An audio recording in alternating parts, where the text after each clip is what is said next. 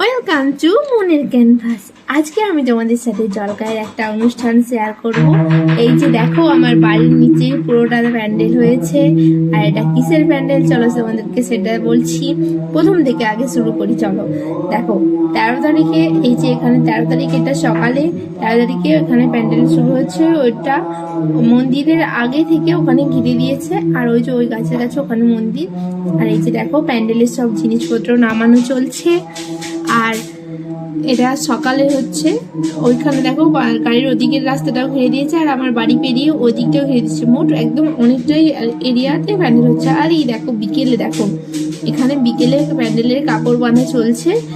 আর এখানে কিন্তু প্যান্ডেল করা খুবই সহজ, দেখেছো কত তাড়াতাড়ি হয়ে যাচ্ছে। আর এটা 14 তারিখ সন্ধ্যায় দেখো বক্সগুলো দুদিকে সেট করছে। আর ওই যে দূরে স্টেজ হয়ে গেছে, নিচে কার্পেট বেছানো হয়ে গেছে। আর একটা জিনিস দেখেছো কি, এই যে দেখো নিচে দেখো সব আসন পেতে রেখে গেছে, যেটা সেটা সকালে বসবে। আর এই যে 15 তারিখ একাদশীর দিন থেকে কিন্তু অনুষ্ঠান সকাল থেকে শুরু হয়েছে। এটা সকাল ঠিক 7:30 8টার মধ্যে শুরু হয়েছিল। দেখো সবাই বসে পড়েছে, ওদের অনুষ্ঠান শুরু হয়ে গেছে। এটা কিন্তু একাদশীর দিন থেকে শুরু হয়ে এক সপ্তাহ চলবে, তাই এটাকে সপ্তাহ বলা হয়। আর এই যে দেখো বই বিতরণ চলছে, শুনে না একটু কি বলছে।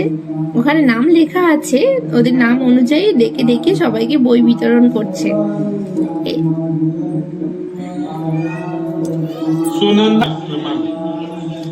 ওটা কি বলে ডাকছে, কি বলছে। তো চলো, এটা হচ্ছে জ্ঞানেশ্বরীর বই। আর এই সপ্তাহের নাম কিন্তু জ্ঞানেশ্বরী ভগবত গাথা পাঠ, মানে ওই বইটার নাম জ্ঞানেশ্বরী। ওটাই পাঠ করা হবে এক সপ্তাহ ধরে।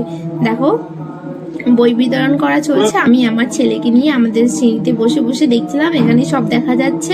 তারপরে দেখো বই বিতরণের পরে আজকে যেহেতু একাদশী, সেই জন্য নাস্তা হিসেবে সকালে 2টো কলা, নাড়ু আর সাবু দিয়েছিল। আমি তো ওখানে ওকে নিয়ে খেতে পারিনি, তাই বাড়িতে নিয়ে চলে আসছিলাম।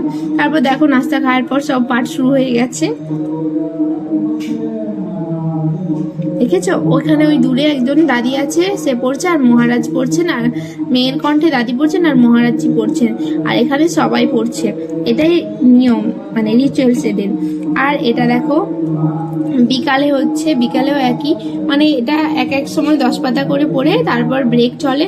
সকালে 10 পাতা পড়ার পর 11:30 দিক করে হরিনাম করে হরে কৃষ্ণ বলে শেষ হয়েছিল। তারপর আবার বিকেলে 2:30 দিকে শুরু হয়েছিল, আবার 3:30টায় নাস্তা, তারপর 10 পাতা পড়ার পর ব্রেক। আর এই যে দেখো সন্ধ্যায় খাওয়া দাওয়া চলছে। কলা পাতায় সাবু দিয়েছে, আর ওই সাদা বাটিগুলোতে এদের ভাষায় কারি দিয়েছে, মানে ঘোলের মতন একটা সবজি আর 2টো কলা, যেহেতু আজকে একাদশী তাই এটাই। তারপর দেখো আবার 8টা থেকে অনুষ্ঠান শুরু হয়েছে। 8টার সময় কীর্তনের মতন একটু হচ্ছিল, আমি ঠিক জানি না, এবারে আমার ফার্স্ট। আর আমি পরের বছর সব জেনে যাবো নিশ্চয়। আর এই যে আমি আমার ছেলেকে নিয়ে ওখানেই ছিলাম, আমাকে ওরা সাবু দিয়েছিল। আমি যেহেতু ছেলে নিয়ে ছোট বাচ্চা বলে ওখানে খেতে নিমন্ত্রণ করেছিল, কিন্তু যাইনি বলে বাড়িতে আবার দিয়ে গেছিল। আর তারপর সন্ধ্যায় একটু ওকে নিয়ে বেরিয়েছিলাম, কিন্তু ও থাকতে পারছিল না বলে তাই চলে আসছিলাম। এটা দেখো 16 তারিখ সকালে 7টা 7:30টার মধ্যে অনুষ্ঠানটা শুরু হয়েছে। আজকেও বই পড়াই চলছে এখন, এটাই হচ্ছে মেন।